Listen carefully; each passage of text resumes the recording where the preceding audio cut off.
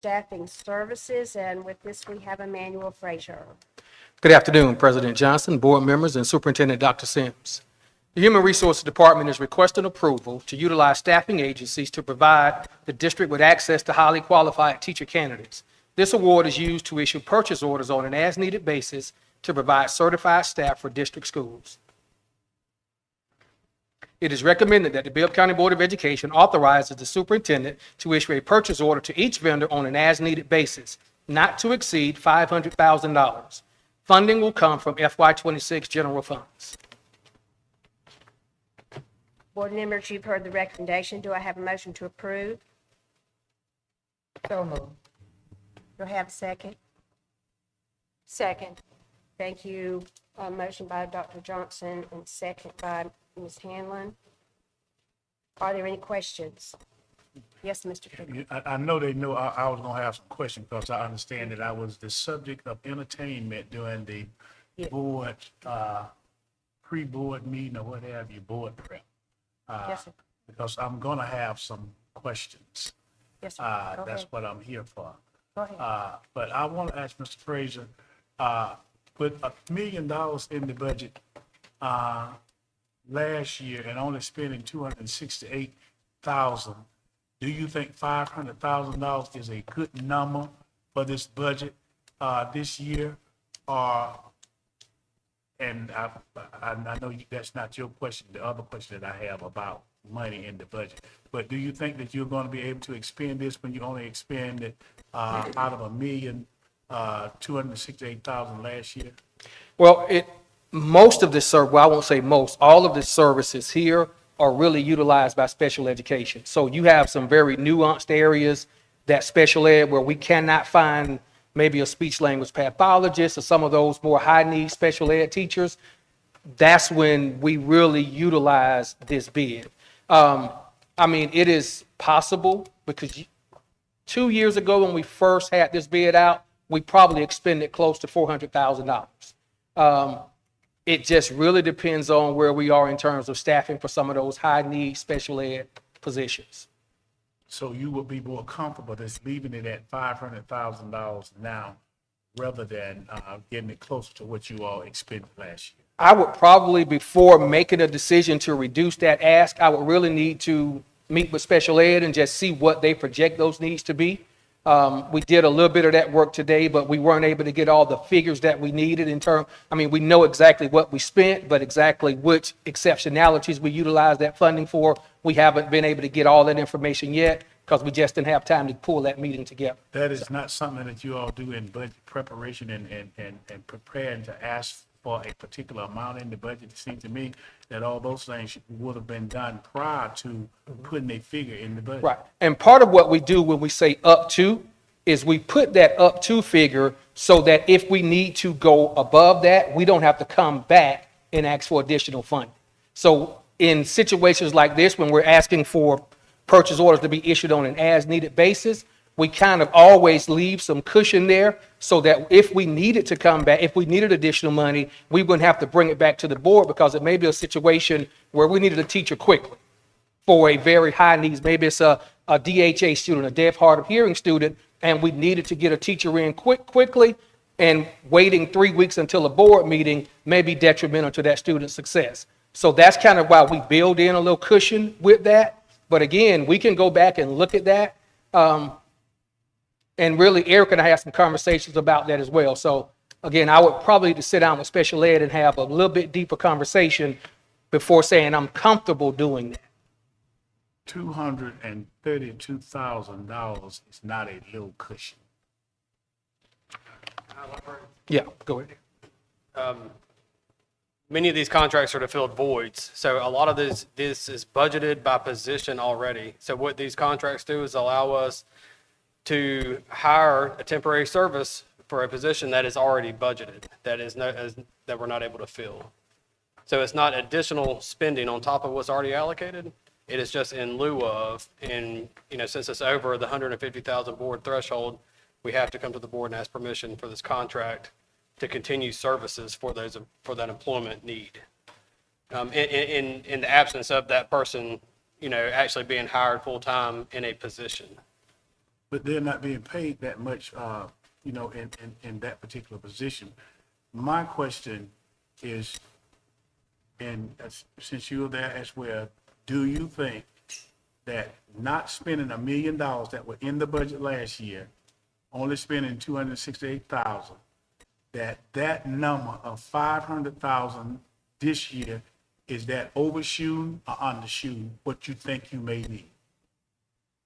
I think it's a fluid question because we don't know who is going to sit in that seat and for how long in each position. We may have a special educator that works half a year and they decide to leave the district. Therefore, there's a vacancy filled, and we can't predict how long they stay in their contracts each year. So that number does, it does go up and down. And since we didn't use the whole $1 million, that was the reason of pulling it back down by half, because we feel like the trend that we're seeing is less than that $1 million, so we can pull that dollar amount down. Thank you. Yes, sir. If I might make a comment too. In the world of special education, we never know where the children we are getting, what kind of needs they have. And so we need to be fluid, and so we can serve these children when they come to us instead of them not receiving the services. We could have children transition in that need this special help. We have children that come into us in kindergarten and need help. We can have more children needing speech services than we currently do. So we need to have that fluidity. It's my opinion. Yeah, I'm familiar with that, and you know, I've been in schools, I've taught special ed, and I know the things that have happened in special ed. And my question was just basically was the amount that is in the budget now is what they are predicting, and I don't know of anyone who does a budget without some input into what is going to be predicted that's coming up. That's just a part of budgeting because it's nothing but a plan. But if they say that that's what it is, then I'll go along with it. But I just want to understand how it was reduced from $1 million down to $500,000 this year, and what is the projection of how much they'll use. I'm fine. I understand the question. Thank you. Any other questions? Yes, sir. All right. Ms. Moore. You said, Mr. Frazier, this is primarily for special ed instruction, is that correct, or special ed services? Well, the contract allows us to hire general ed teachers, but we have only used it for special education services. So I'll echo a little bit what Dr. Garrett Boyd said.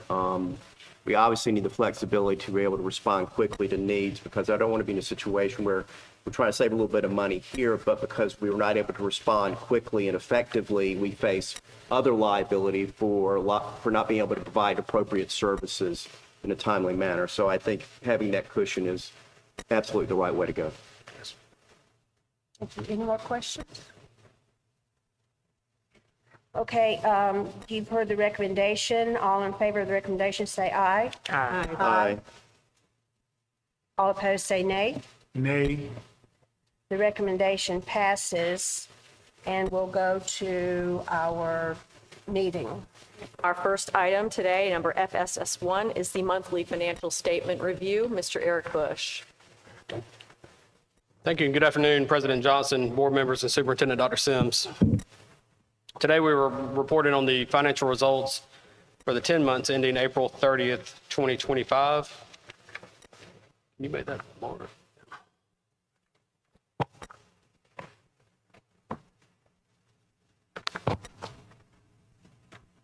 First, we'll start with our general fund results. We are showing total assets in the general fund of $99.5 million, total liabilities of $22.8 million, giving us a fund balance of $76.6 million in general funds.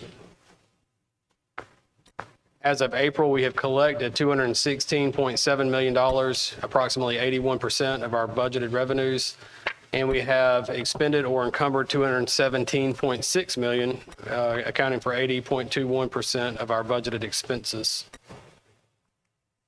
As of April, we continue to have 68% of every dollar going directly to a classroom in the form of instruction, pupil services, and improvement of instructional services. Moving on to our all funds results.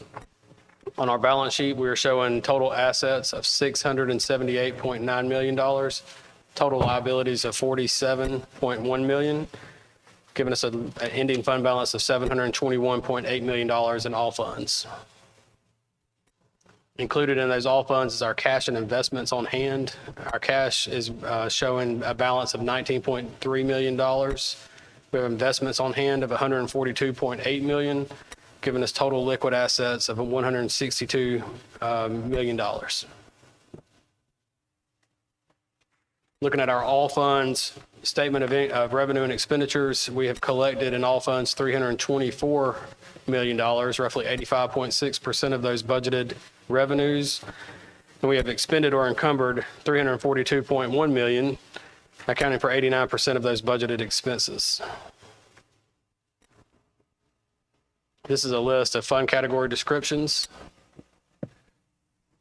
And lastly, we'll look at our SPLOST 16 and 21 results. In the SPLOST 2016 campaign, we have cumulative receipts and interest income of $170.5 million, cumulative expenditures of $170.5 million, and encumbrance of $44,000. We have cash on hand of $46,955.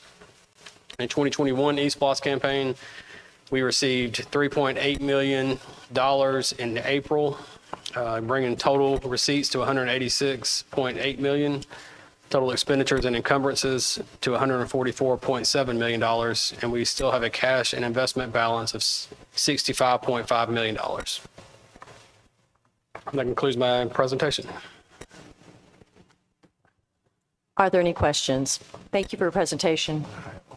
Yes, Dr. Ficklin. Yeah, it's really not a question.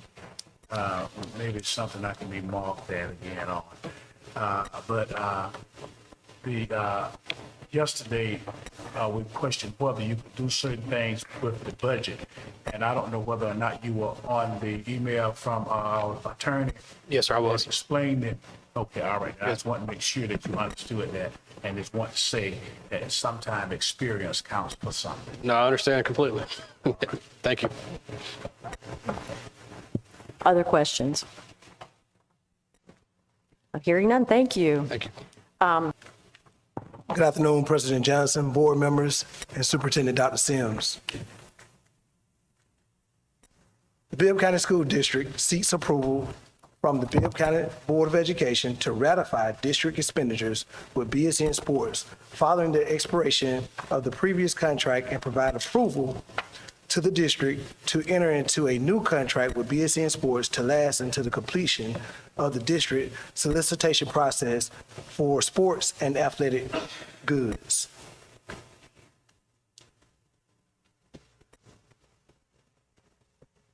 It is the recommendation that Bibb County Board of Education ratify the prior expenditures with BSN Sports and authorize a new contract with BSN Sports utilizing Omnia Cooperative Agreement number R201101 for 1 year, not exceeding $300,000.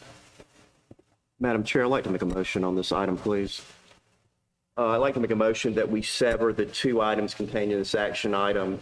First, to vote on the ratification of the prior expenditures, and then to vote separately on the new contract. Second. We have a motion and a second to split the motion. Is there any questions? Hearing none, all those in favor state by saying aye. Aye. All opposed, no. The motion carries, and the two items will be voted on separately. Then we have to vote on the motion as amended. Is that? Well, actually, we didn't have a motion, did we? Okay. All right. You're fine. Okay. Is there a motion to ratify the existing expenditures with BSN Sports? So moved. Is there a second? Second. We have a motion and a second. Are there any questions? Yes. Dr. Ficklin. When this particular item, and we got it late, was more convoluted than anything else in this whole packet, because it kept on talking about Omnia. And you can't do anything with BSN until you until you are in agreement with Omnia.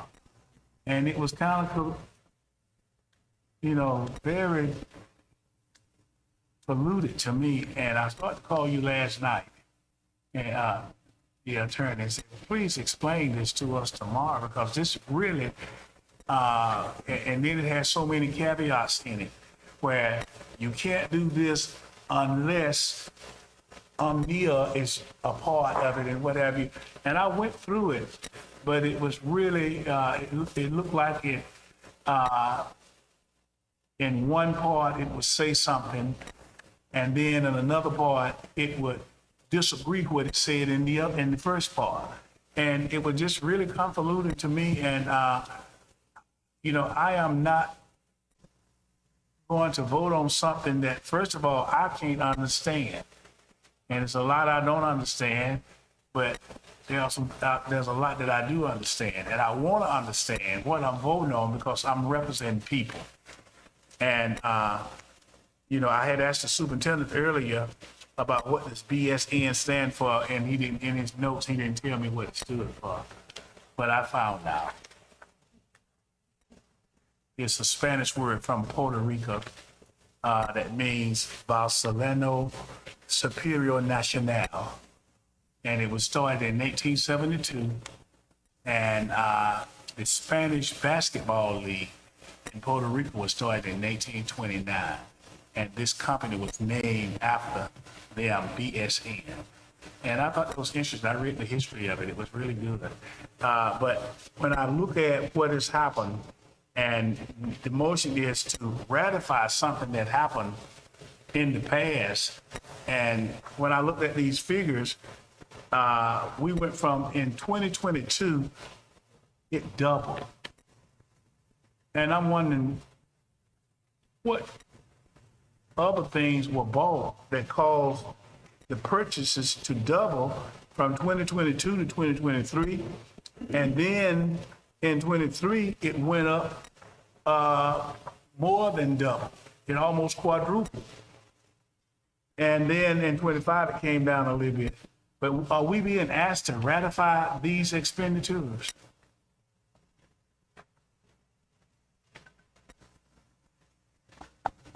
Dr. Ficklin, would you like me to address that for you? I will attempt to give you some clarity on it. You are correct, it's convoluted. There's a history here that takes a little patience for me to explain it.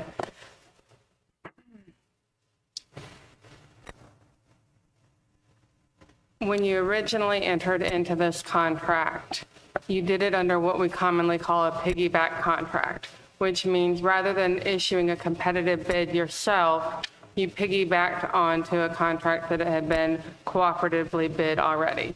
That is the Omnia contract. When you signed the contract with Omnia, it permitted, or excuse me, with BSN, I said that wrong. Please forgive me. When you signed the contract with BSN, it permitted purchases to be made under the Omnia provision or under the rebate provision. They are not the same purchases. The rebate provision was not part of the competitive cooperative agreement. So you had some purchases that were made through this, not through something that had been competitively bid, okay? Additionally, you had, when it originally came to you, no dollar figure listed as to what the cap was on the expenditures. That was not part of the action item in the motion statement that came before you back then. As you correctly pointed out, over time, expenditures increased, the program became more popular, and it became very apparent that you were spending much more than you would traditionally spend without specific board approval. That was issue number 2. Issue number 3 was that the contract has expired and purchases had continued to be made. That's issue number 3. For all of those reasons, the administration wanted to be transparent with you about what occurred, bring it to your attention, and give you the opportunity to ratify it. It is my understanding that these goods and purchases have already been disseminated and used, so it's not something that the district has not yet put to use.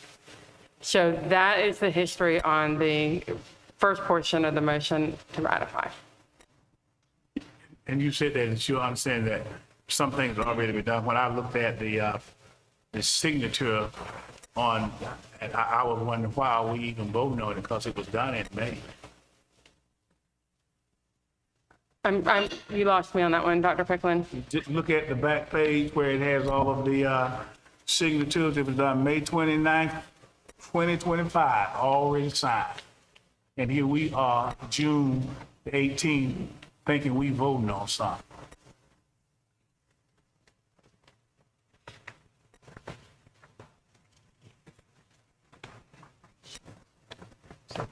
I don't believe that Sherry, I think that's, The E-Verify affidavit. BSN. BSN signed it. Yeah. That they agreed to the contract and sent it to us. right. Well, it's the time. I was going to say, the district hasn't signed that No, yet. we haven't signed it. Okay, so Dr. Ficklin, there was a lot of negotiation that went back and forth with BSN on the terms of the contract.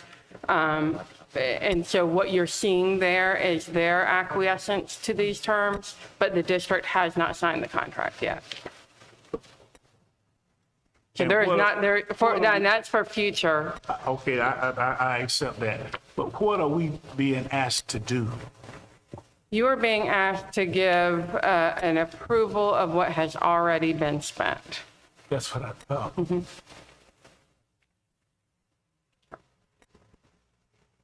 Are there other questions? Mr. Morton? Can you tell me what the items were that we spent $1.1 million on over 4 years?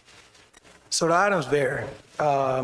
When we first got in the contract with BSN, our schools, middle schools and high school, were in badly need of uniforms.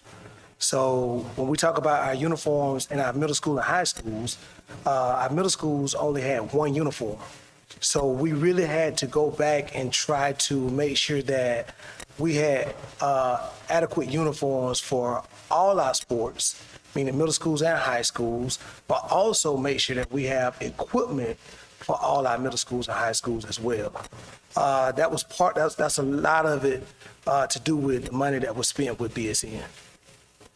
And also we added additional sports as well. So uniforms, and when you say equipment, what are we talking about? Football pads, bats, gloves? Yes, sir. Yes, sir. Because the kids don't buy that. We buy that from the schools.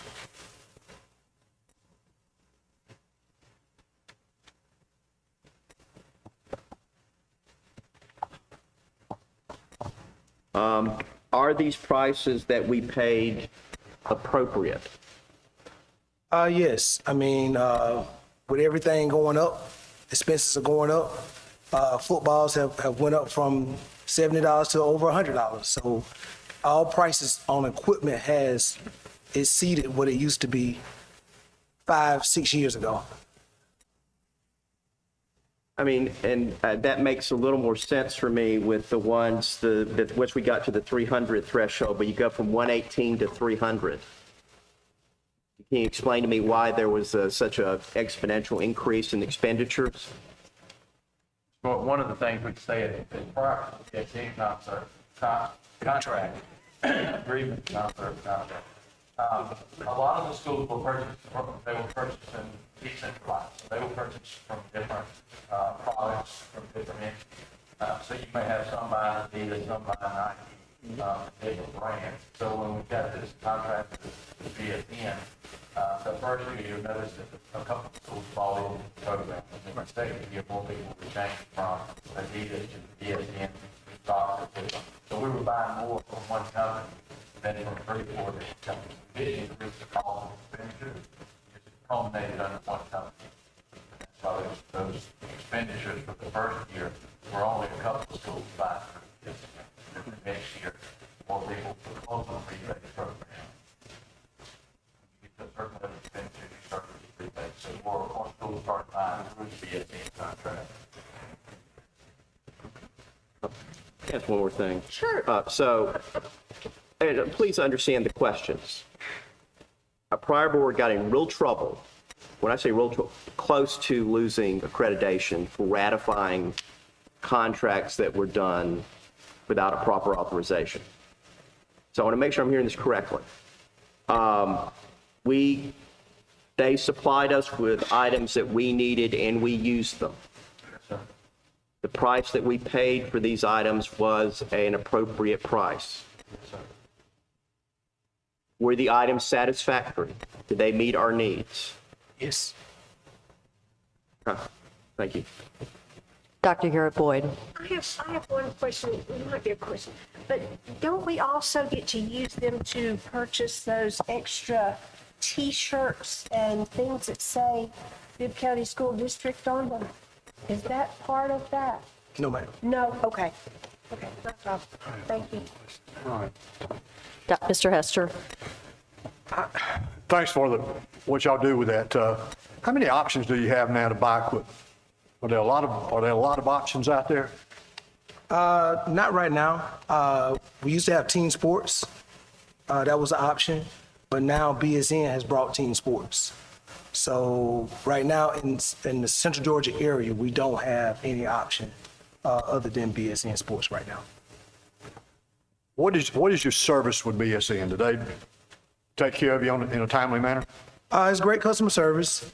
Right now, what they're doing is they go around to the schools bi-weekly to make sure that the schools have adequate equipment, or either just checking in to make sure everything is A-okay for as their equipment purchases, or either their apparel purchases, or either what's going on down the line. Meaning if it's winter sports getting ready to come up, they make sure that we go ahead and do our inventory for our winter sports, and also place our orders, because as you know, BSN is a national brand. So in order to get our equipment back in time, we have to purchase early, real early. Dr. Ficklin. Ms. Coles, on the number one, governing law, that very first sentence, it seemed like it's missing something. Maybe a comma needs to go in there somewhere. The amendment shall be interpreted under, governed by, and construed in accordance with the laws. It just doesn't flow exactly right. Is there a comma that needs to be in there somewhere? Dr. Ficklin, I have to confess that I don't know this contract line by line, but we'll take a look at it. Thank you. Other questions? Hearing none. All those in favor of ratifying the previous expenditures under to BSN since 2022, please state by saying aye. Aye. Aye. All opposed, no. No. Let's see, the vote is 6-1, and it passes, but will not go to the consent agenda. Thank you, Mr. Grooms. Thank you. The next item, number FSS 12, contract for garbage collection Ms. Hanlon? services. We got the new contract to address with BSN. Oh, I'm sorry, yeah, we have another motion. Is there a motion to approve the current year expenditure of $300,000? Second. Moved by Mr. Hester, second by Dr. Ficklin. Any other questions? Mr. Morton. Is the rebate program still in force? Yes. May I have a moment? Yeah, go ahead. I mean, it's not my, so.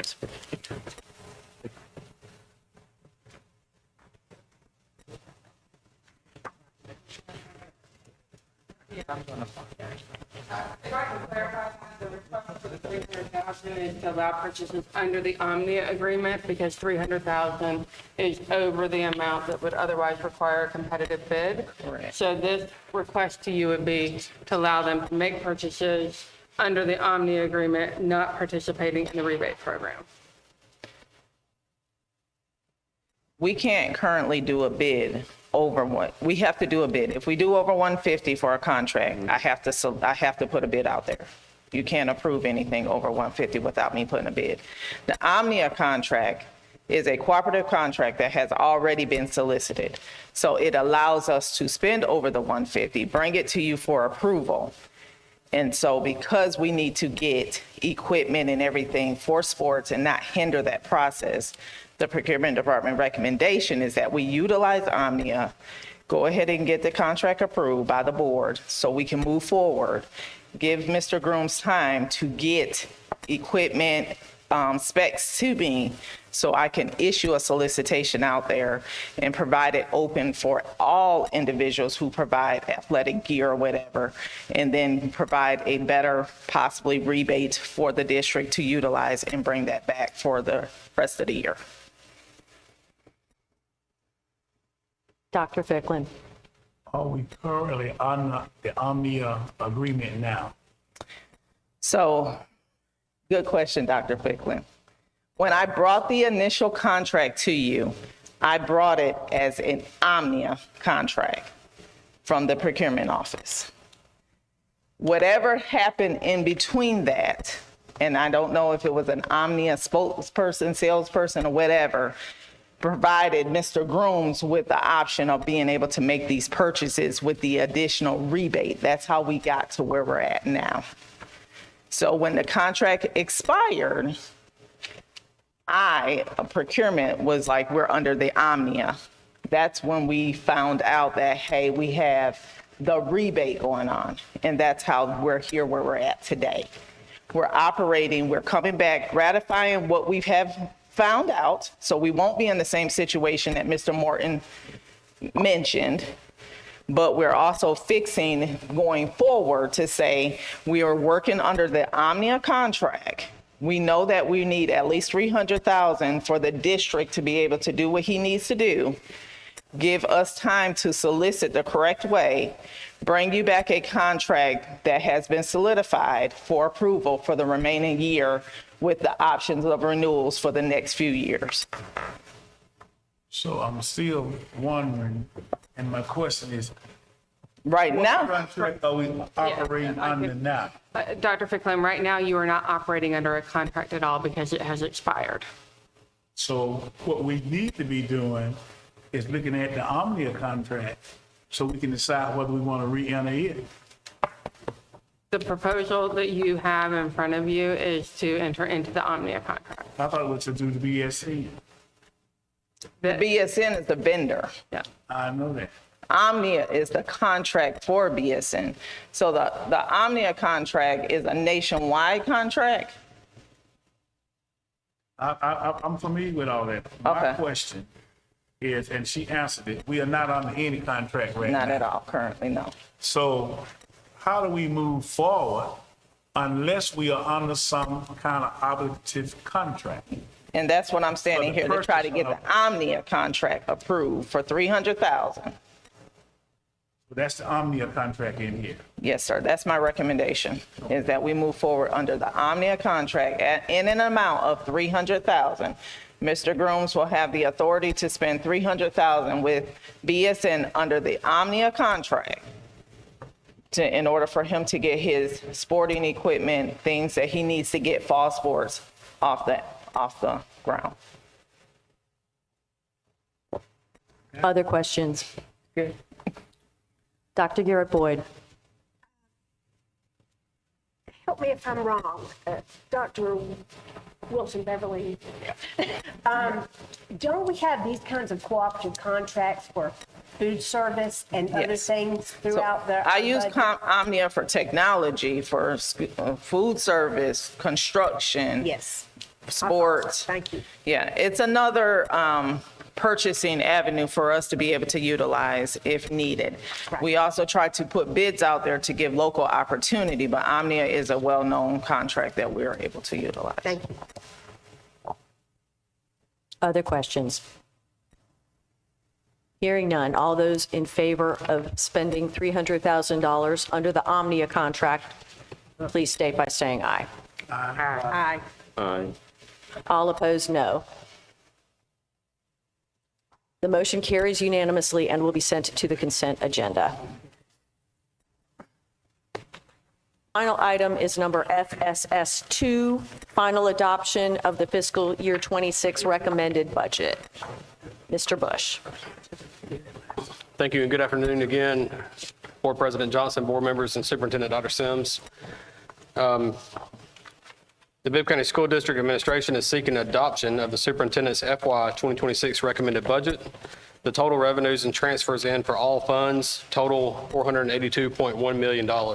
Total expenditures and transfers out total $396.7 million, projected, giving us a projected ending fund balance for all funds of $85.4 million. It is recommended that the Bibb County Board of Education approves the superintendent's FY 2026 recommended budget as presented.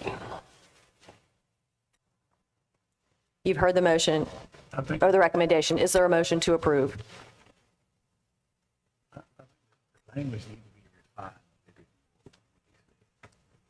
be refined. I'll make a motion to approve. Was it option C or option, because we had gone through and just to approve what the superintendent recommended would be option A. So that's why I'm saying that the language needs to be more refined. I would make a motion that we approve the budget as presented and voted on as the tentative adopted budget by the board at the last meeting, Option C. which was option C. Yes, that's the present motion I'm making. Second. There's a motion and a second. Is there any questions? Dr. Sims. I do have one question just in terms of, I want to make sure we're clear on what option C is. We said the tentative adoption, which would have been the salary schedules and the raises. Am I correct? Yes, sir. Okay. And I do recall there was some conversation yesterday. I'm not sure where that conversation is landing in this space. I don't know if this is the appropriate time to raise it. I would say, my understanding is now that we have this option, that we have the recommended budget motion on the table, that if there's an amendment that would like to be made to the recommendation, now would probably be the appropriate time to make a motion for that amendment. Yes. But they killed that back when he was up there, so I can't make that motion no more. That was killed. What I suggested yesterday was killed in the presentation when Mr. Frazier was making his presentation. I did everything I could to let y'all know where I was going, but they didn't. They killed it, so I'm with option C. Well, point of clarification, if I may. Are we able to make amendments at this time to the budget, for instance, for the suggested items that Dr. Ficklin had suggested yesterday? I was not here for the presentation, so I apologize for my ignorance. Ms. Colvis. From a legal standpoint, you all may make a motion to amend the budget, to amend the budget that you would like to vote on. You may do that at this point.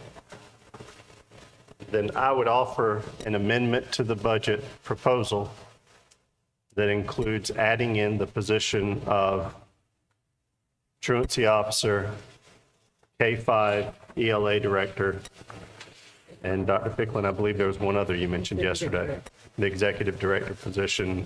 Which one was that? It was one of the executive directors, but The elementary executive director. So I would offer an amendment to the motion that we add to the proposal the position of K-5 ELA director, the truancy position, and the executive director of elementary. And just as a point of clarification, you're voting on a budget, not position, so you probably would want to frame that as increasing the budget To cover those. to cover. Then in that case, my proposed amendment would be that we amend the motion to increase the budget to allow for the salaries for the three positions, the truancy officer, the K-5 ELA, and the executive director over elementary. That's my amended motion, or my amendment to the motion. point of clarification. Does the law require that those actual figures be put in the motion? And I can provide those to you, Dr. Ficklin. I know what they are. But can I make He's making the motion. can I make sure the board is clear on the recommendation from yesterday too? Because it was, I think you presented it as a savings in that contract, but it will not be a savings on the budget because the positions are allocated. That contract was not it's not a budget item. It's funded through vacancies and positions. So any additional positions will increase the budget by the cost of those salaries. The estimated cost for those three positions. That was not what I proposed. I proposed reducing the $500,000 down to 300 and taking the $200,000 and using that to do those salaries with. But they voted against it earlier today. So I'm through with that. And that. But that action item does not affect the budget total. That's what I'm trying to let you know. That gives us permission to spend the funds for those people that we are not able to hire. And those position that has like, say, $100,000 position, we're using that vacancy, the funds in that vacancy to contract hire, fill in those positions. So even though we could take a couple $100,000 off of that approved amount, that approved expenditure, it's not moving the budget. So any new hires like this would be additional dollars to the proposed budget. Is that it didn't I said that at the outset of my presentation yesterday, is that it was not going to move the budget up or down by moving that money. But this will increase the budget, the tentatively adopted budget. Yes, because the money hadn't been moved. And that's why, I find it hard to support it. Okay. Yes. I second, yes. Yeah, the dollar figure for those three positions that have been raised are $168,000 plus the benefits associated with those positions. Dr. Sims. Yes, definitely understand the comment that was made yesterday in terms of finding an opportunity for cost savings using the contracted services. I think it's appropriate to remind the board at our original tentative budget adoption, we came to the table with well over that amount to more than cover for these additional asks. The specific amount was $1.08 million in additional savings. So I do want to remind us that even from the onset, we had already identified funds to cover such that the budget overall would not be raised in light of these requests. And to specifically cite, to bring us back to those exact amounts. Give me just one moment. We had identified a reduction of math adoption costs that was $127,512. Reducing an order for Wanda's curriculum workbooks, $162,007.58. Decrease in travel from the general fund by 30%, that was $100,000. At this point, that alone will cover the costs. We also intended to surrender an administrative assistant position due to retirement. That's another $76,000 plus benefits, in addition to updating salary estimates based on staff moving from general funds to federal funds, $508,000. So I just want to make the point, if the issue was and is additional costs, we still are in a place to more than find and identify those costs to cover for these identified needs in light of the motion that's been put on the table, which would actually exceed Board Member Ficklin's request in terms of the contracted services, the contracted staffing services line item. Mr. Hester. I guess the email we got from you today about the truancy officer with the city or the county, is that, you're including this cost in this, but is the county going to take that cost on? So I'm glad you brought that up. Yes, I've been in contact with the mayor, and as I did communicate to you, he has committed to a 3-year amount to cover for the truancy specialist position. I think it's appropriate that we at least approve this position if it's a part of this adoption at this time, so that we can move forward. And as far as the funding is concerned, we're thankful to the mayor and his commitment to that space. And I would And I will yield to any proper way to make that happen, whether or not that needs to happen tonight in this space or not, in light of this motion. Mr. Morton? Question. Correct, we have an offer from the mayor to use safety funds to pay for this position for 3 years. I am very reluctant to make this a permanent position. 3 years should be plenty of time for us to figure out whether we're getting any bang for our buck out of that position. So I think to lump it in with these other choices is, to me, somewhat inappropriate, given the nature of the funding. Would remind the board that you are voting on, still learning. I would remind the board that you're voting on a budget. You are not, in fact, currently voting on positions. And in fact, we don't have a job description for that position yet.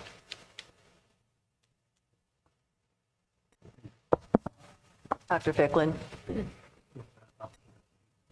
I did. I thought the motion included a position, did it not? Or Since two, we're- or three positions? My motion included 3 positions. I think it was corrected by Dr. Ficklin that what we're actually doing is to increase the budget by that amount under whatever category salaries or whatever it is to pay for those 3 positions. So the motion specifically said for those positions, but we're talking about funding the positions. Dr. Ficklin? If the motion is to increase the budget, then of course, I can't go along with that, because my proposal was to not increase the budget from the number that we had been given with item C. We're just moving money around. And the mayor's proposal of funding 3 years out of the speed light money, that's a whole separate issue. That shouldn't, because when he gave us the last money, it's not included in this budget. That's a whole separate issue. So that's not even something that we should even be considering now. We need to get that finalized with the county as to how much he's going to send, how much he's going to fund each year. But right now, we are back to option C of what the budget, what we voted on at the last meeting. And that's where I am. And that is to not increase the budget and not hire any additional people. Other questions or comments? Mr. Freeman? Mr. Bush, if we receive money like the money we've gotten for the speed cameras, does that get rolled into the budget as far as our total budget, not the general fund budget, but our total budget? Is that not revenue from the county? It's revenue from the county, yes, sir. So these. And it is, it's restricted revenue, but it is general fund revenue that's restricted. And so if, for instance, this money comes from the mayor for these positions, that would be revenue that's incorporated into our budget, Yes, sir. correctly? And so we would then need to have an expenditure for those items. Is that correct? Correct. So it would be appropriate for us to increase the budget for the amount that we are receiving for that position. Is that correct? Yes, sir. Do we have an amount that we are anticipating receiving on an annual basis for that position? $115,000 per year, for the lump sum, $345,000. I guess as point of discussion, would you be comfortable, Dr. Ficklin, with increasing the budget by $115,000 and the source of that $115,000 being included as revenue from the Macon-Bibb County? I think that the speed cameras money should be done just like the money that he gave us, the $1 million that was appropriated for the security officers of the schools. And that's a whole different, I heard what he said. It will go in, but that's money that we don't have now. There's been no firm up agreement as to how that money will be received. I don't even think the lawyer has any paperwork on it. I know I have not seen it. And so I don't think that we should be voting on something that is that volatile as a budgetary item. And go ahead. We're voting on a budget on lots of money we haven't received. We don't even know what the tax digest is, which is the largest portion of our local funds. but we're making a budget based on what we anticipate we're receiving. That's what I said earlier, and it seemed like they got, a little conflicted on that. But this money is gonna have to be approved by the commission. This is just a conversation between the mayor and the superintendent. The commission hadn't bought into it. We don't even know that the commission will say, let's do this. Dr. Sims? Yeah, so let's say hypothetically, with nothing in place, we don't have that on the table. I still want to make the point. $1.08 million that we've identified in order to cover the additional costs. And there is no monetary comparison between the two. I just want to make sure that we hear clearly that we did our part to identify more savings than these asks that have been a part of this motion. As a result, we won't be increasing the budget. As a matter of fact, we'll be decreasing the budget. And I believe that is, I know that's something everybody will be in favor in if we decrease our budget, while at the same time accommodating for our priorities. And that was our effort, and it's been our effort from the very beginning. Ms. Johnson? Yes, I'm a little confused. Yesterday, the proposal that Dr. Flippin made, I was very happy with that. I was too. And then today, here we're gonna up the budget. And Dr. Simmons said that 1.0 million have been identified that we will save. So I don't understand how we are upping the budget. And I don't understand why you want to withdraw what you said yesterday. I'm not withdrawing it, they already withdrew it. Did you not hear me ask Mr. Frazier all those questions about the $300,000 and would that suffice rather than the 500 that they reduced it to? And we went through that whole thing and you all voted to leave it at $500,000. Now, my whole point of questioning was, could we take some of that money and put it to what you were so happy about yesterday? And since the board said no, leave it at $500,000, that killed what I was proposing. Mr. Freeman? Point of information, obviously I wasn't here. How did that vote turn out, Dr. Ficklin? Was it a unanimous vote on the 500,000? No, I voted against it. That means it's not on the consent agenda and we can still consider it in the regular board meeting. And I would be happy to support an amendment making it 300,000 instead of 500,000 if it would mean we get these positions budgeted as they need to be. So I'm just saying, sounds like this isn't going to be a unanimous vote anyway. I think we're going to have a chance to address both of these votes in the regular board meeting outside of the committee. So that may be a way in which you can, maybe people might reconsider their vote on the 500,000 and would be willing to reduce it to 300,000, in which case, would that make this vote on the budget amenable? When I came down here and all of this training that I have been to, and sometimes it has been to my chagrin that was the training. They said the consensus of the board ruled. And that's what's happened. That was the consensus of the board. Leave the $500,000 there. And I'm fine with it. Mr. Bush? I just wanted to clarify, amending that agreement for the 500,000 will not reduce the budget. Those positions are already budgeted by positions we have available for hire. So the only thing that's doing is filling vacancies where we cannot hire a position for a teacher, a therapist, et cetera. So in order to reduce the budget in that capacity, you would actually have to take a position out of the system and say, we're not going to fill it, to take those dollars away.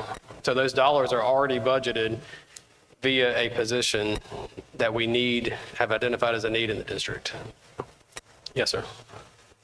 One of the items that is in our budget is $3 million to pay for laptops that are needed by the students. Yes, sir. I know this is hypothetical, but if the SPLOST included that $3 million, And if the SPLOST passed in November, would there be a budget amendment removing that $3 million from the general fund budget?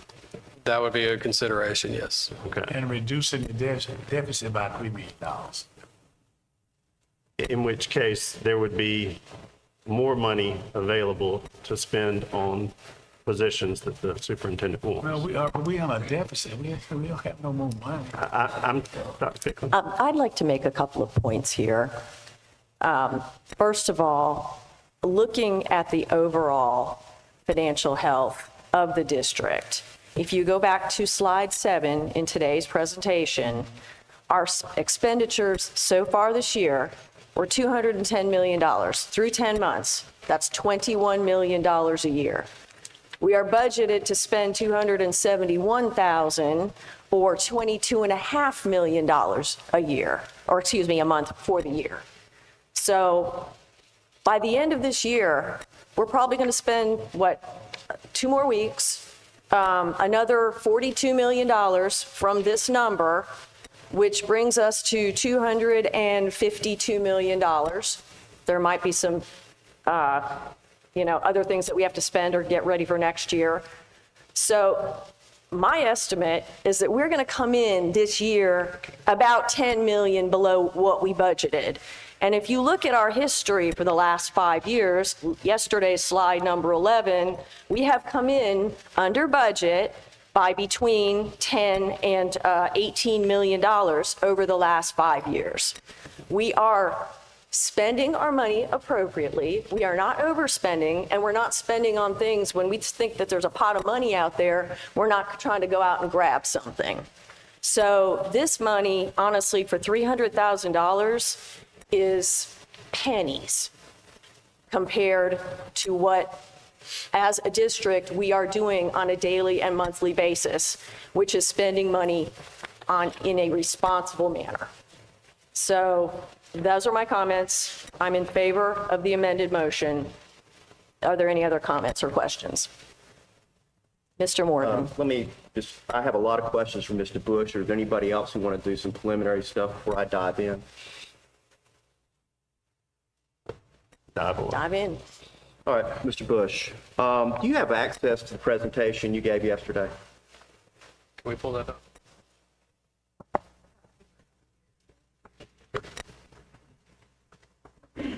And just for what it's worth, I'm going to be looking at slide 10. Okay.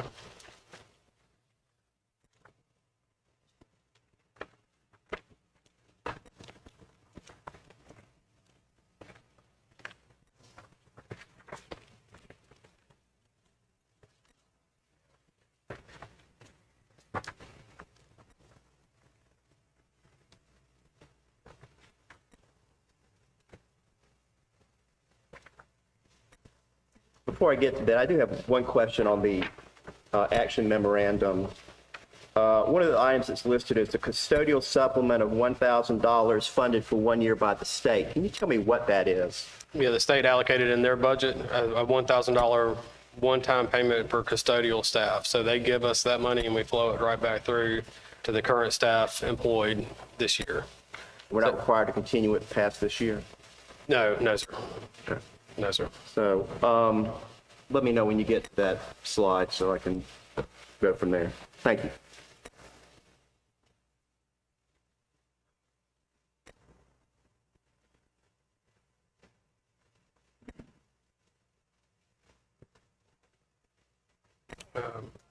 Page 10 or slide 10. I got it, yeah.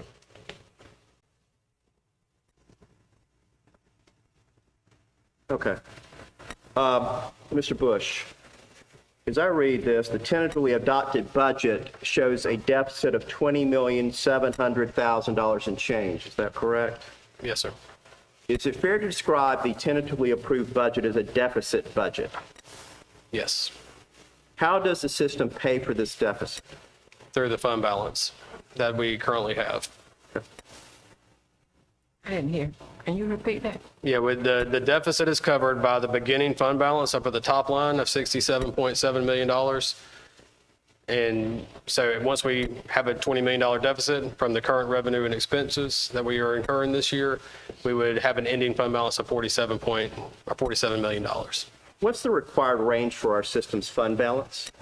The requirement is 8 to 15%.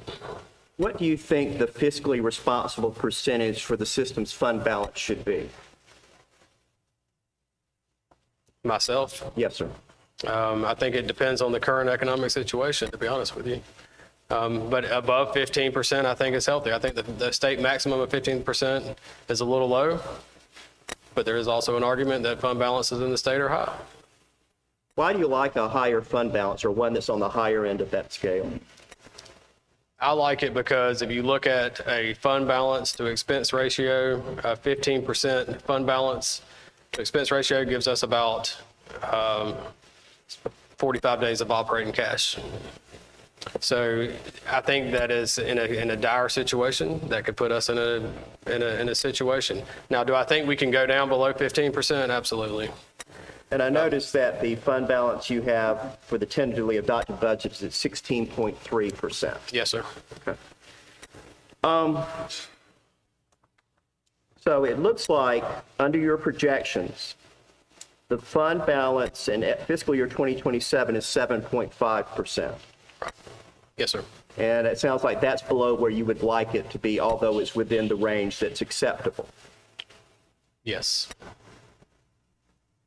But the next year, fiscal year 2028, we have a negative fund balance based on your projections. That's Is that right? Yep.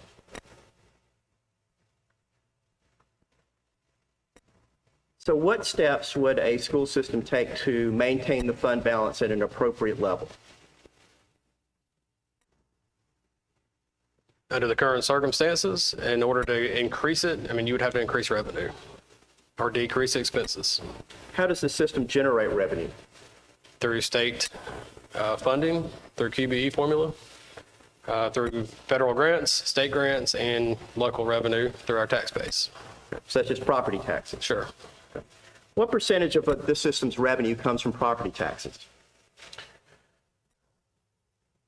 I don't have that number right in front of me, but it's probably, I think, around 40%. Okay. Actually, it's at the end of this slide. Okay. It may be. Through our general fund, I'd have to do that calculation, sir. I don't know.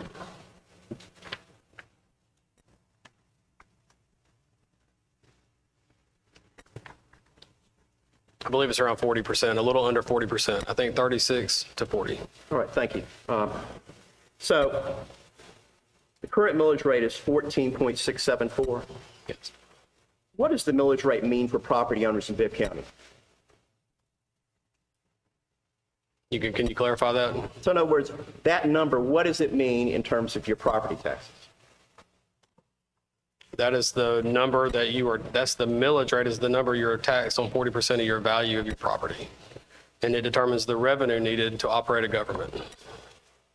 Is there a cap on what our millage rate can be? 20 mills in a school district. So roughly, we have 5.25 mills available to us in the event we decided to raise property taxes. Yes, sir. Okay. What's a mill worth currently? Approximately $5.9 million. So if we were to raise the millage rate to the maximum level, it generates roughly $30 million.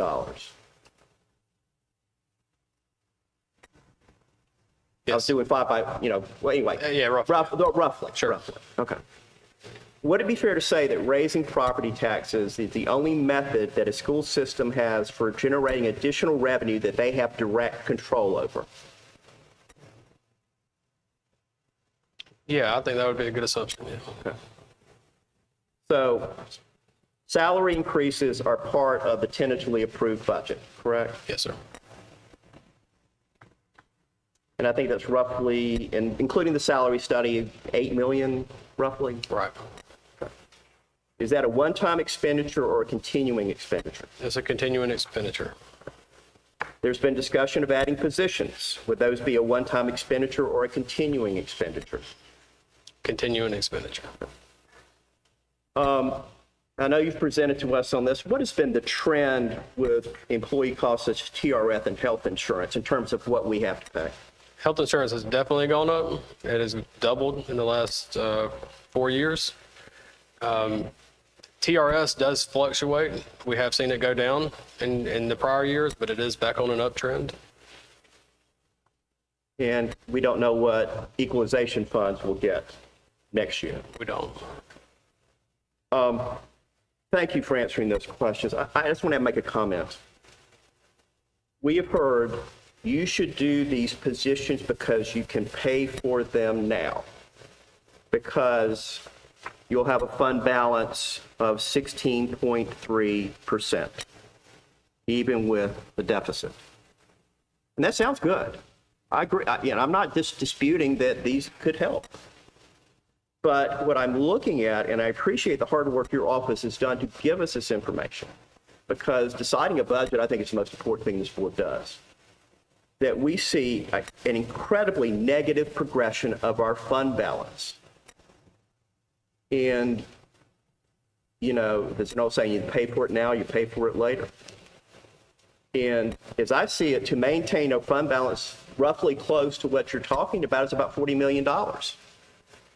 That's more than the available money we have to us through the millage rate, which is about 30. And it is very troublesome to me to take the position we should pay for a position or make expenditures that will be recurring because we have the money right now, even though it will add to our deficit in the future. And particularly in an atmosphere where I'm very concerned about both federal and state support for public schools. And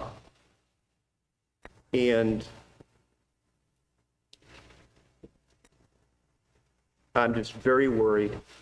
I don't like the way these numbers are going. I don't see them getting better. And we're going to have to make some really hard choices really soon. And I worry that you just simply can't tax your way out of it. And so I applaud the superintendent and the departments for the money they've saved, but we had to, given the amount of this deficit and the projection of where it's going. That's what you do when you have less money. You find ways to save. But it's sort of like getting your paycheck at the beginning of the month, spending it on something you want, and then at the end of the month, my gosh, I can't pay my rent. You've got to really think ahead, and I think we're in such the moment right now that this is a good thing. These additional positions, well, they're not that much, but they will recur every year. I'll tell you the truth. I was troubled with permanent raises because for the very reason it adds to the deficit. I ultimately voted for it because I value the people who work for us. And I think they needed to hear that from the board. But I also recognize it puts us in a position of having to make some incredibly tough choices moving forward. And I think adding positions, while laudable, simply the wrong thing to do. Thank you. Could you go to the next slide, please, number 11?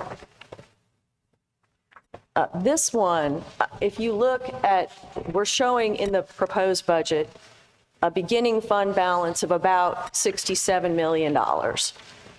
But if our spending is on the current trend, we should have a beginning fund balance of around $77 million, which means the deficit would be, yes, we'll be spending our estimated expenditures would be, 21 million, but we're going to end up with a fund balance that's going to be higher than the 16%, in my opinion. And again, the old penny wise and pound foolish argument flies here. I mean, we're here to educate kids. We are not here to, we're here to protect taxpayers, but we're here to educate kids first. And if our district decides that we need a K-5 ELA coordinator because of the 28%, I believe it was, K through 3 reading level, then we need to think about what our real future is. Our real future is the kids that are in the schools. So, Mr. Freeman. If I may tag on to that, in our data analysis, and we continuously do this, I asked our data analysts to give me a comparison of student performance on the end of grade test and its relationship to attendance. And we broke it down based on students who are absent 3%, less than 3% of days, 3 to 5%, 5 to 8%, 8 to 10%, and over 10%, which would be our chronically absent students. There is an 18% difference in student scoring beginning when you compare students less than 3% absences to students over 10%. There's a 10% difference in student scoring proficient when you compare students with less than 3% absences to students with over 10% absences. And there's a 4% difference in students scoring at the distinguished level when you compare students less than 3% to over 10%. So it's not just that we are asking for these positions, but I want to tie it to these data because this really helps us see, I think, what we know, but it's very compelling when you actually see it and watch the numbers move, and to see almost a 20% jump with students who are in our buildings most of the time to those students who are not. That tells us we need to continue to attack all things literacy, and we must do something more in the space of truancy because we see the numbers that tell us, and this is just one data point, the impact of students who are not in their buildings. So I definitely understand all the concerns from a budgetary standpoint, which is why we came with savings. But I also understand the imperative for us being here for our children and for our community and doing things directly in the face of what we see as our challenges, two being literacy and truancy, hence the pieces that are on the table.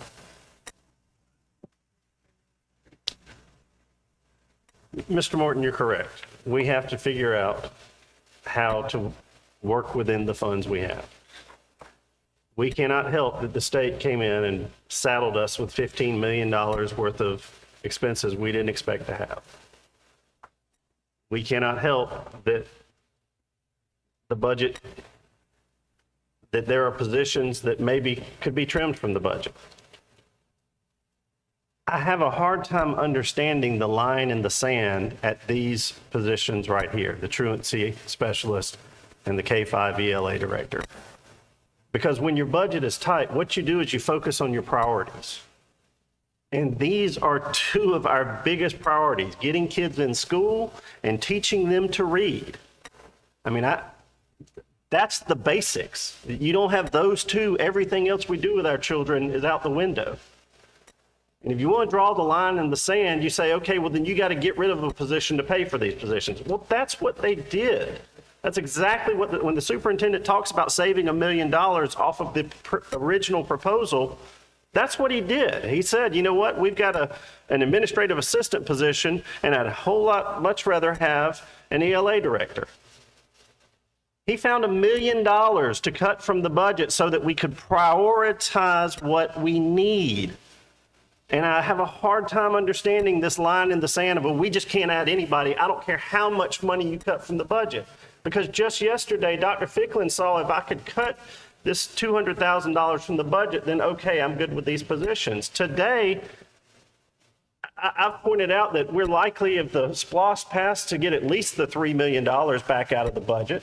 Kristen has pointed out that if spending trends match what we historically expect, that we're actually going to come in with the fund balance $10 million higher than it should be. What is the number that gets us over this hurdle, this line in the sand of these two positions that are so crucial to our priorities? $1 million isn't enough. $10 million isn't enough. $3 million from the SPLOST isn't enough. Is there a number that my fellow board members can accept to prioritize what matters most to our children, having them in school and teaching them to read? I can't believe I'm having to have this discussion when $1 million was cut from the first proposal because this seemed like it was too much to add these positions. So I would just ask my board members to, you're right, if you want to tighten the belt, tighten the belt. Get rid of the positions you don't need, which he did. And prioritize what needs prioritizing, which we are with these positions. So I would ask you to vote for the amendment to add these positions. Our finance director, she's our banker. She knows more than any of us. And she's telling us we're going to have $10 million more than we expect. I can point to a whole bunch of things I imagine are going to come out of the general fund budget if the SPLOST pass, which is why this SPLOST is so important. Please vote for it in November.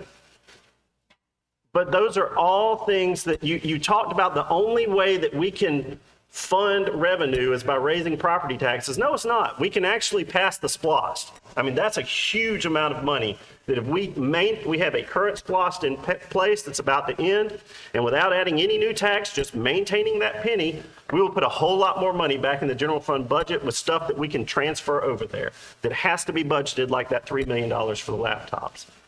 But I just don't understand this line on the sand on $165,000 out of a $300 million budget with $1 million in savings. So I would just ask y'all to please vote for the amendment. Mr. Hester. Do we have, we're end of June, July, school's about to get started soon. Do we have somebody that we're thinking about with putting in these positions? Yes, I'm always interviewing and just looking at talent, but it's always my discretion to either appoint or to post a position. And I've done both of those since I've been here.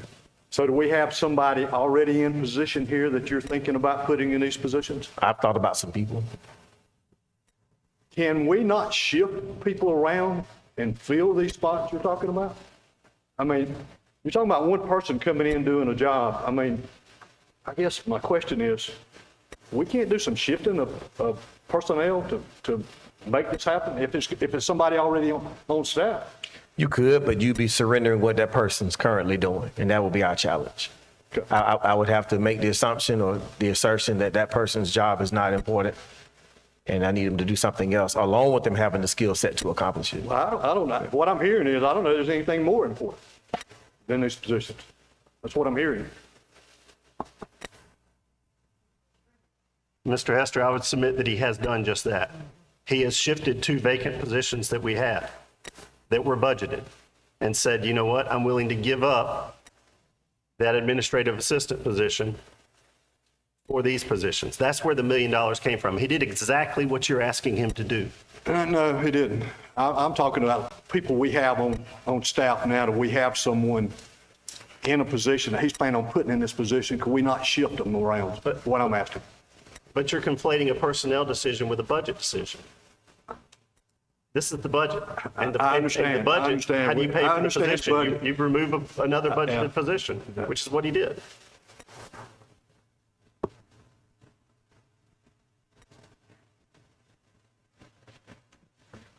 I call the question on the amendment. Can we wait for Dr. Ficklen's not Dr. here. Ficklin to come back? While we're waiting, Dr. Pickens, can we make sure we're really clear on what the motion is? Yeah, please do. May I read what I think it is? But somebody correct me if I'm wrong.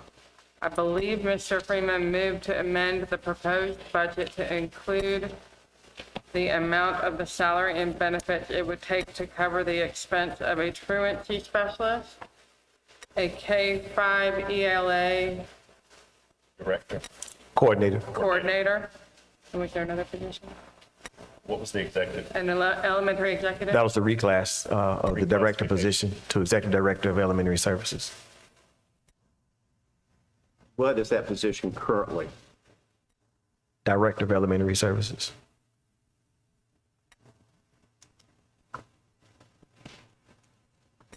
Okay, so I'll try again. Mr. Freeman moved to amend the proposed budget to include the amount of the salary and benefits it would take to cover the expense of a truancy coordinator, a K-5 ELA director, and the reclassification of the elementary services director to an executive director which would be $168,000 in salary plus associated benefits. The only correction would be an ELA school improvement coordinator. That was what was proposed in the original budget, not a director. Right. Coordinator, not director. I apologize, I missed that. Can I get a breakdown on the salaries we're talking about here, please? Sure, the ELA, the reclassification was $16,237. The truancy specialist was $70,795, and the ELA improvement coordinator is $81,329. We would have to add benefits to those. Those are So all that's salary salaries. purely. Pure salary. So it's really more than $187,000. It'd probably be closer to $260,000 if they accept health insurance and all the associated costs are elected.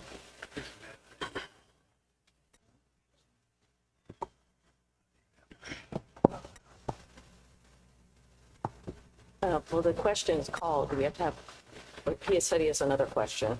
I'll yield. Okay, they called for a question already. I just wanted to add in, and of course, and I appreciate you regarding what I had said on yesterday, but I was trying to see how the vote was going to go, and they voted against it. And I don't understand Mr. Bush's math about that proposal and how it was going to increase the budget anyway. I don't understand that. But anyway, you point out two things that you say are so vitally important to our district: literacy and truancy. On January 16, my first board meeting, I asked a specific question about literacy. I was told we did need truancy officers, and they even reached over there and called one of the security guards over and said, don't y'all go out and do this and don't y'all go out and do that. And then 4 months later, all of a sudden now, a truancy officer is one of the things that we need more than anything else. Now, that's the kind of thing that I don't understand. You either tell it like it is or just leave it alone. And then we are talking about literacy. The mayor started a group called the Mayor's Literacy Alliance. We've been fighting to get an additional $30,000 that's going to go to help improve literacy countywide. And it seems there is a resistance to that. I think the attorney gave us another opinion as to why we don't have to pay it according to the original agreement, but we can go back and put the $30,000 in if we decide to. Those kind of things, they are antithetical to what we say we are about. We say we want children to be in school, but when I asked about truancy, we didn't need no truancy officer. We say literacy is a main thing that we want to do, but when we have literacy kinds of things going on in the community that could help, we don't want to fund it. So we need to determine where we truly stand on things such as what we've asked about. I asked about the milestone test. The superintendent said it was in embargo. All the kids in my church can tell me what their milestone scores were. I'm on the Board of Education, and I don't know what we did on the milestone test. I mean, we got to get real. If I may, just a couple of points of clarity. So I did go back to that January meeting, and I just want to make sure we're clear on what happened in that meeting. Dr. Picklen, I do remember you asking, do we have truancy specialists? And our response was, we do not. And that's all we said. No, you didn't. No, so we did not say, no, we called, I apologize. We just called her over just to clarify what That within they go our. out and do truancy work. That was done, and we can go back and look at the film and see. Yes, sir. That's how it was justified, But- that we did not need a truancy officer. We did not use that to justify that we didn't need one, which is why we're coming now because of this need. And in terms of the second piece, that memo that you're referring to is actually helping us to get good guidance on how we need to move forward appropriately. So it's not that we're not willing to support literacy efforts, but it's a matter of making sure that we do things appropriately. But we never at any time said that we do not need truancy officers, which is why we're here this afternoon, still with this as a priority. And it's also why since March, I presented it as a priority to the board from our retreat all the way to the present.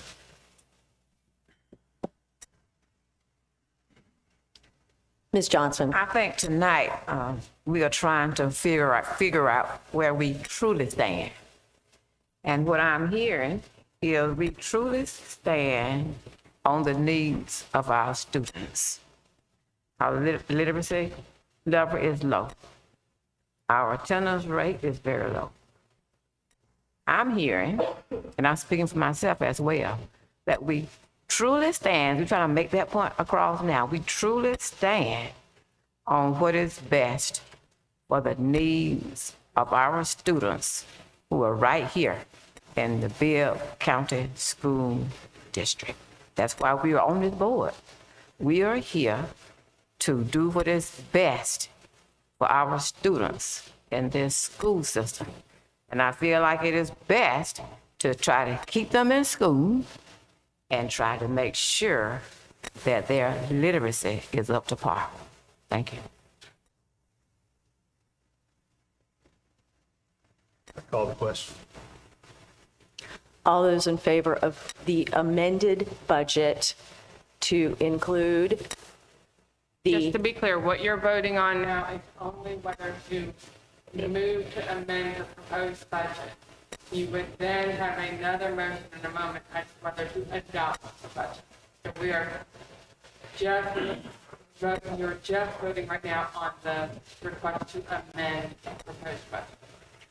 The motion is to amend the proposed budget. Is there a motion? There is a motion. Is there a second? Yes. Okay. All right. All those in favor of amending the budget state by saying aye.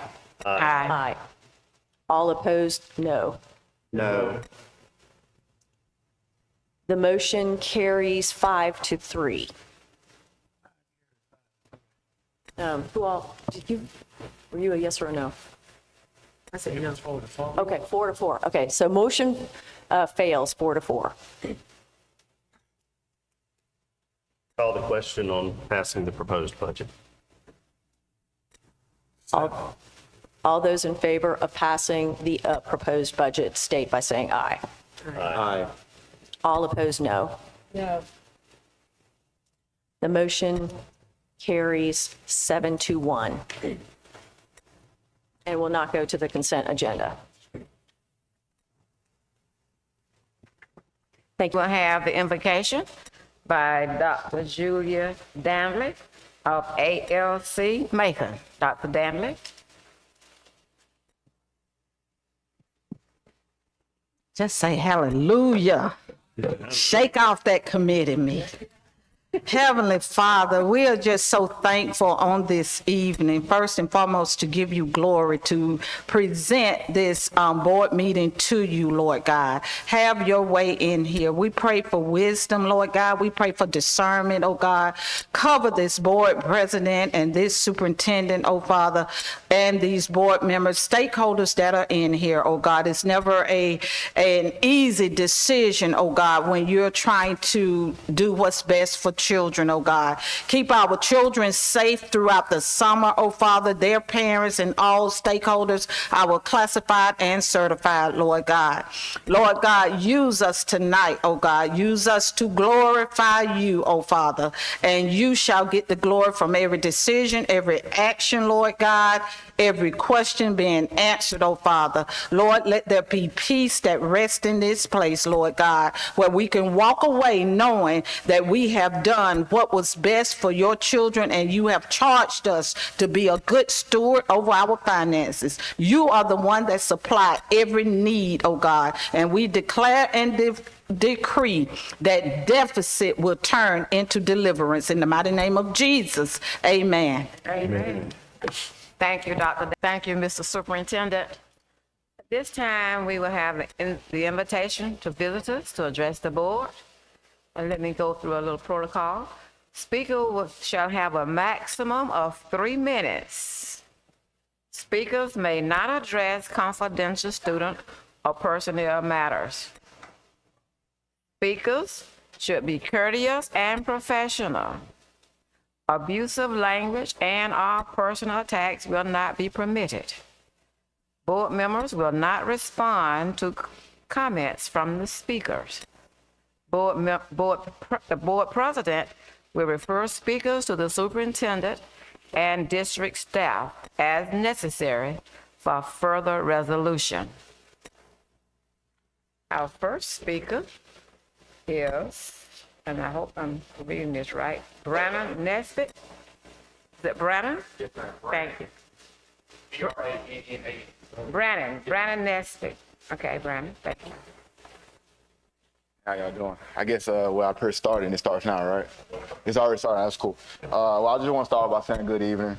I just want to say that yesterday was my first time ever coming to a board meeting. I got here late, 3 minutes after you guys finished, but that was my first time coming to a board meeting. And it was very interesting.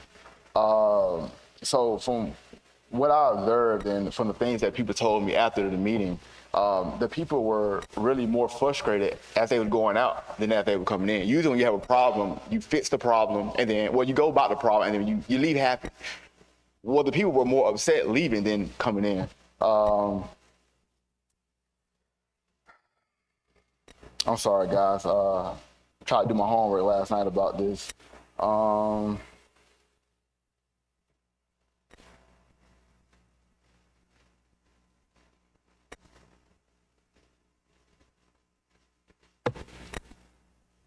For the 3 minutes that I was here, I felt the same way that those people were here for 30 minutes. And I came to the conclusion within those 3 minutes that we have a problem. We have a test academic problem where students are not meeting state level requirements. And then we also have a financial problem, which is both equally yoked. If by board standards, we are good with our financial balance sheet, then great, that's good, right? But what does that mean if the kids aren't even reading on a 3rd grade level? I have a 4-year-old. That doesn't sit well with me. You know, if we're happy about saving money, great. Sorry, that's a good thing. If we're happy about that, but if the kids are not improving, then that's a problem. I feel like we have a board who knows everything, but mathematics and accounting. Luckily, I took both in high school and college. So I know on the income statement that revenue minus expenses is not a positive reflection on our investment. Like I said, I came 3 minutes at the end of the meeting, and I think I heard $20 million debt. That doesn't sound great. Now, I understand where there's no struggle, there's no process by Frederick Douglass. However, our struggles are in the hands of the people that we look to handle these important issues. I'll be coming to more board meetings, but that's how I feel about the situation. Thank you. Thank you, Mr. Nesbitt. Our next speaker is Dr. Julia Damley. Dr. Damley.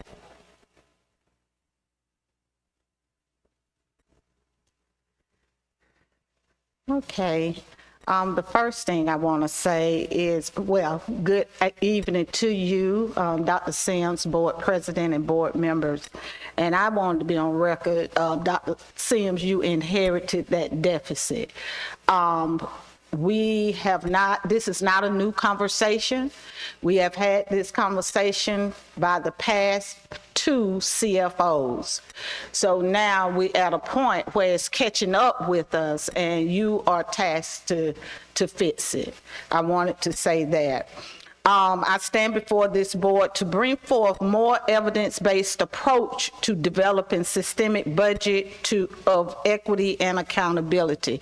What if our superintendent hadn't saved the money? What if we didn't have to have any money? We still will have to improve truancy, and we still will have to improve literacy if we had no money. So I just have a few questions. One of the things before the questions is when we are adding positions and seeking, we have been functioning at the level 1 of innovation, just being problem solving. But we want to move to level 4. We want to move to being a creator of the future. So we need to be more innovative, more creative when it comes to our schools and our school systems. And truancy is important, literacy is important, and if that is important, then we need to give our leaders and our teachers time to implement what they need to implement without all the other stuff that they have to do. It needs to be a through line. And those things are outlined in what we're supposed to do in leader keys and teacher keys. If we didn't have any money, we have PBIS coaches, we have district coaches, we have literacy coaches, we have all types of personnel. We have a PL person whose expertise is elementary. So it's time for us to pull our resources together to do this. When you look at all of those job descriptions, they cross over into attendance and truancy and literacy. Every school's supposed to have a literacy plan. It needs to be implemented. This superintendent has said he wanted literacy to improve. Literacy needs to be at those classrooms. Those teachers need to implement the curriculum that is there. The literacy is embedded, content literacy. He has said students to come to school. So the data point I'm asking for that is, of the chronically absent students, what is the percent of them graduating? What is the percent of those students that are being promoted to the next grade level? And then let's come back and have that conversation about chronically absent and the attendance process in this district. Thank you. Please say no. All right, so the motion carries. At this time, we will have new business. Madam President, the first item under new business is IS3. That comes from committee with a do pass recommendation, which means we do not need a motion or a second. Are there any questions or discussion? There being none, all in favor, please say aye. Aye. Opposed, the same sign. IS3 passes. Next, we have FSS2, which comes from committee with a do pass recommendation. Are there any questions or discussion? There being none, all in favor, please say aye. Aye. Opposed, no. FS2 passes. Next, we have FSS9, which comes from committee with a do pass recommendation. Any questions? There being none, all in favor, let it be known by the word aye. Aye. Opposed, the same sign. FSS9 passes. Yes, ma'am. Was there an abstention on that? Abstention. There was one abstention. It passes with 7 votes and 1 abstention. Next, we have FSS 11.1 that comes from committee with a do pass recommendation. Any questions? Now is that the one what we ratified? Yes, Okay. Mr. Dr. Thicklin. All those in favor, let it be known by the word aye. Aye. Opposed, no. No. FSS 11.1 passes 7-1. Next, we're going to move on to PS1. Do we have a motion to approve PS1? I thought we had. Oh, I'm sorry. Okay. It's point one and then point two, isn't it? Point 2 is in the consent agenda. It already It was passed. already in the Yeah, consent that agenda. passed unanimously. That passed unanimously, Dr. Pickling. So, first item is PS1. I make a motion to approve PS1 as presented. Second. Motion by Mr. Freeman, second by Ms. Hanlon. Any questions or discussion? There being none, all in favor of the motion, let it be known by the word aye. Aye. Opposed, no.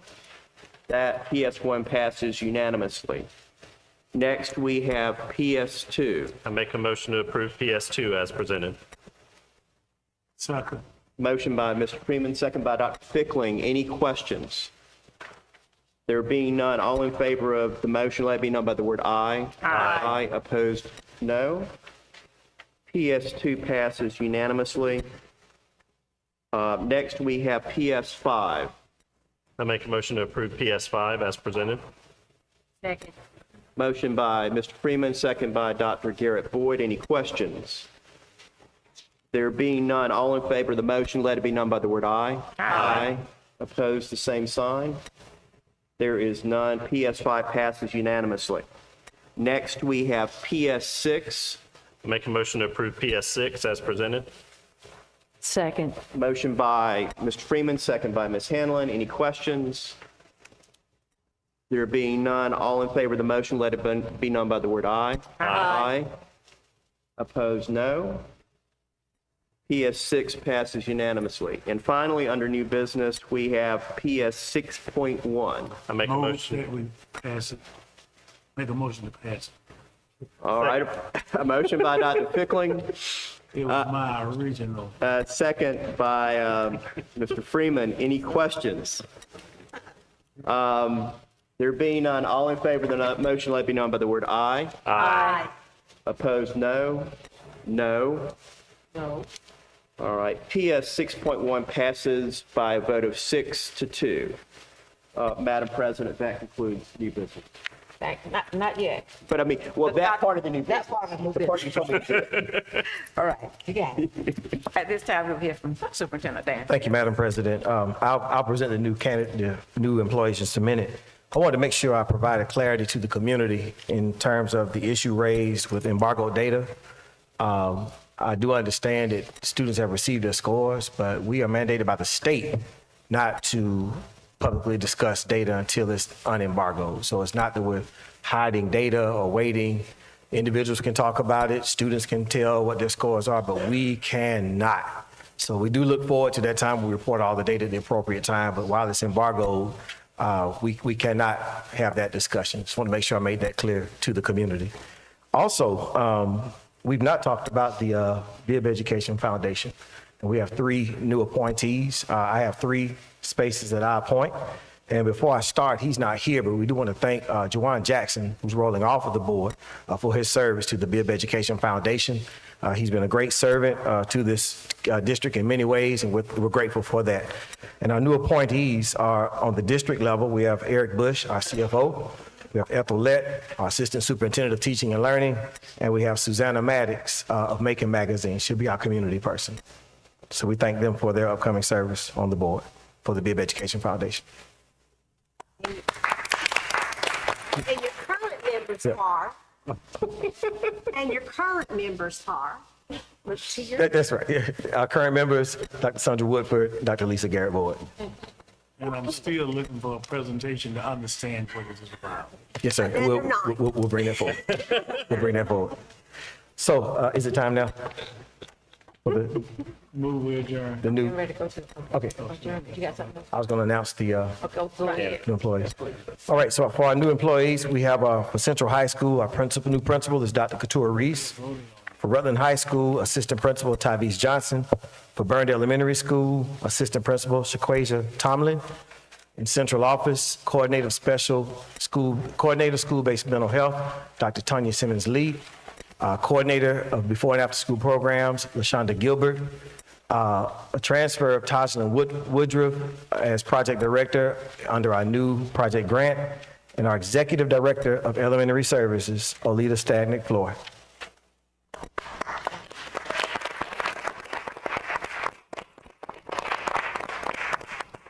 Thank you. Thank you. At this time, we have a motion to adjourn. So moved. Motion by Second. Dr. Wolford, second by Dr. Figlet. All those in favor, please say aye. Aye. Opposers, please say no. I have it. We are now adjourned.